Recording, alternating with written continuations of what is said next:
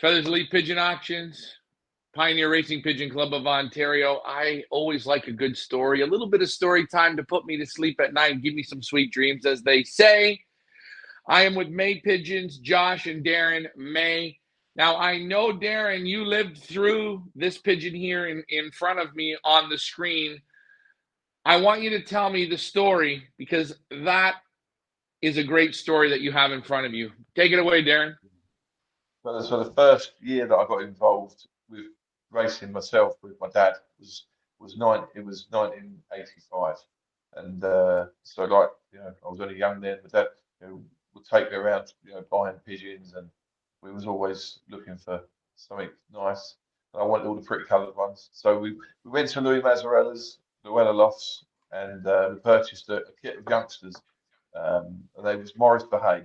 And anyway, so one of the pigeons, this pigeon here, he had a little bit of attitude, like we spoke about earlier. Ryan he was something different. He stood out from the crowd. He done traits. He sat in the tree, and my dad would get so frustrated with him and say to me, "Look, if he's got to pack that in, otherwise he's for the chop." So anyway, so I begged him, "Look, don't worry about it. He'll be fine. He'll be fine."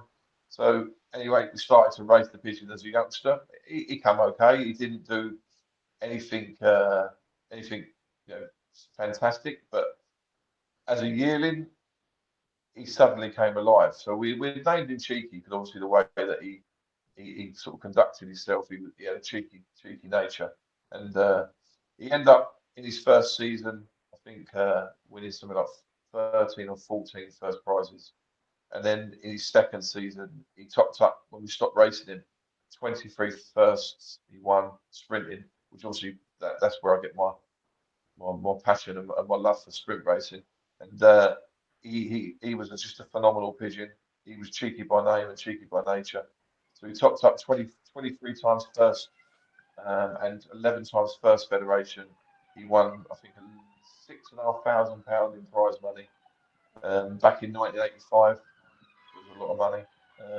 And because he was just such a phenomenal pigeon, you never forget his ring number, GB85V 454442, and he was some pigeon, and he actually lived until he was 24 years old before he died.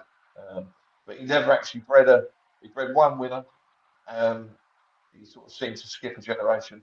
His children were were great breeders and bred lots of winners. Hey, and Phenomenal and pigeon. and you also said to me he was such an interesting pigeon that you could hold the hens down on the you could hold the hen and he would tread the hens while you were holding them. Oh yeah, so you'd sit up on on the peak of the roof, and if you got a hen and sort of held her to the floor, and, and sort of called him, he'd look at you, he'd fly down, he would coo around the hen, he would jump on and tread her.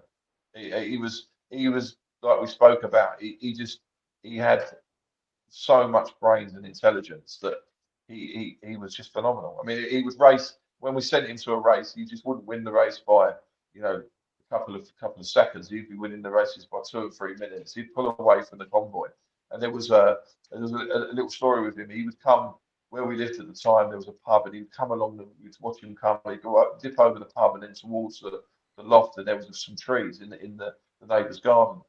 So me and my wisdom as a young man, I thought, right, what I'm going to do is I'm going to go in the garden at night. I got a saw and I went out and I cut a V got in the neighbour's garden and cut a V in the tree. So he would go straight through the V, obviously straight through the tree. So the next race on the Saturday was standing there. So comes along over the tree. He went straight through the V that I cut in the tree and straight in the loft. So he saved a few seconds. So yeah, he was a very, very good and very intelligent pigeon, a once in a lifetime pigeon. I mean, obviously we got good pigeons now, but I'd like another one of him to top the team off. And question, why at 2 years did you pull him aside? Did you want to breed him? And what was the reason to stop such a phenomenal pigeon?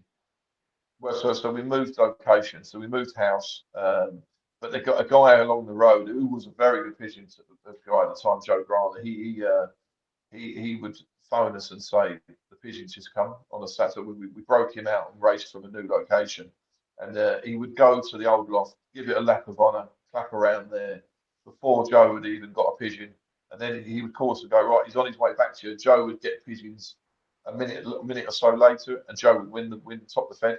So it was also basically mocking his winning as well. So he would fly around, give him a lap of honour. Joe would get his pigeons and win the race, and Cheeky was already there doing his stuff, but yeah, at the wrong location. So he continued for a little while longer after that, and then we stopped him, and then really just become part of the furniture and until he died. So, and as I say, he died in 2009. So, 2009. He's such a phenomenal pigeon that I had him stuffed. So he's round my dad's on top of the dresser in a glass cage.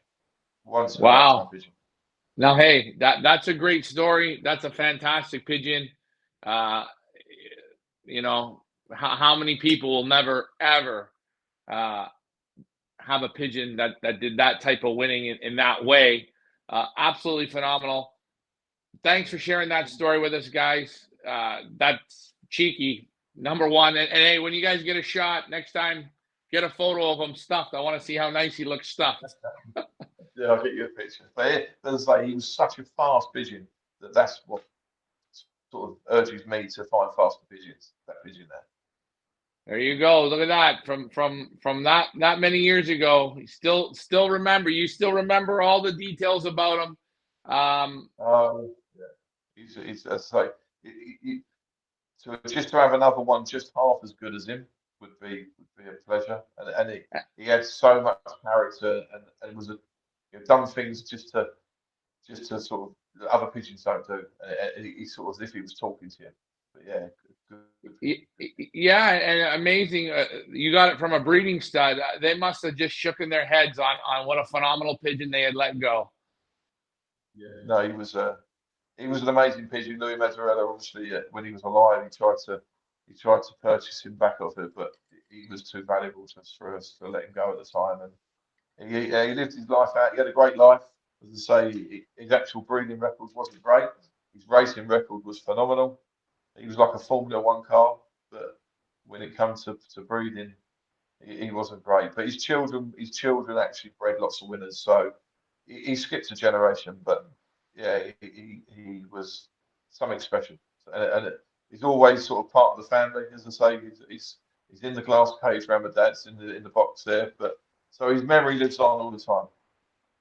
Well, Darren, Josh, thank you for that story time. Now I can go crawl into bed and have a good night's sleep. Awesome story. Thanks for flying with us, guys.